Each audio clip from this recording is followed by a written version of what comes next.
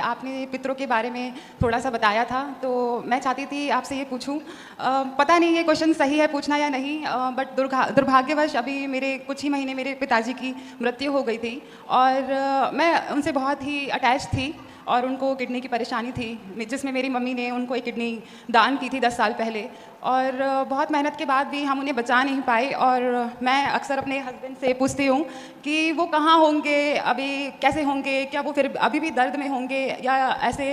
तो मैं जानना चाहती हूँ कि मतलब होता क्या है, वो कहाँ गए होंगे, क्या वो सच में हमें देख पाते हैं, या मैं आगे शायद नहीं बोल पाऊँगी ज़्यादा। तो मैं ये पूछना चाहती थी कि वो अभी कहाँ पे होंगे। जब व्यक्ति की मृत्यु होती है तो यमदूत उसे लेकर जाते हैं और ले जाके हमारी सबसे पहले पेशी होती है। जैसे पुलिस किसी को पकड़ती है ना, तो सबसे पहले उसे जज के आगे पेश करती है। उसी तरह जब यहाँ से जीवात्मा जाता है तो सबसे पहले उसे यमदूत पकड़कर यमराज के पास ले जाते हैं। यमराज उसका हिसाब करते हैं कि तुमने कितना पाप किया है, कितना पुण्य किया है। यदि उन्होंने पुण्य किया है तो उनकी सदगति हो जाती है उनके पुण्यों के बल पर, और यदि पाप होता है तो उन्हें नरक की यातनाओं में भेज दिया जाता है। परंतु अब माना कि किसी को पास होने के लिए 33 नंबर चाहिए, परंतु नंबर आए हैं 30, तो कितने नंबर कम हैं? 3।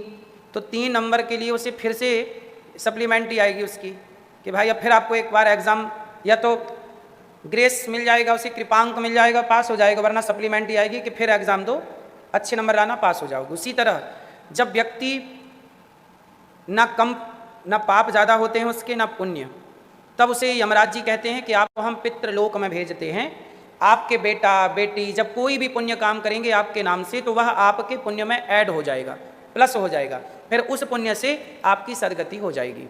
तो जो व्यक्ति, हम लोग अपने माता पिता के नाम से, दादा दादी के नाम से कोई भी धरती पे पुण्य का काम करते हैं, तो वह पुण्य उनके पुण्य में जाके प्लस हो जाता है और उनकी वहाँ पे सदगति होती है। और जब उनकी वहाँ सदगति हो जाती है तो पितरों के आशीर्वाद से हमारा यश, कीर्ति, धन धान्य बढ़ता है। और जब हम पितरों के लिए कुछ नहीं करते तो पितर रुष्ट हो जाते हैं और वही हमें फिर परेशान करने लगते हैं। जैसे लोग कहते हैं पितृदोष चालू हो जाना, कई बार तो वंश की वृद्धि तक रुक जाती है पितृदोष की गलती से, अर्थात हम लोग कुछ नहीं करते उनके नाम से तो वो नाराज हो जाते हैं। इसलिए कहते हैं हर पुत्र को, हर बेटे को अपने पिता का श्राद्ध करना चाहिए, तर्पण करना चाहिए, उनके नाम से जो बन सके करो।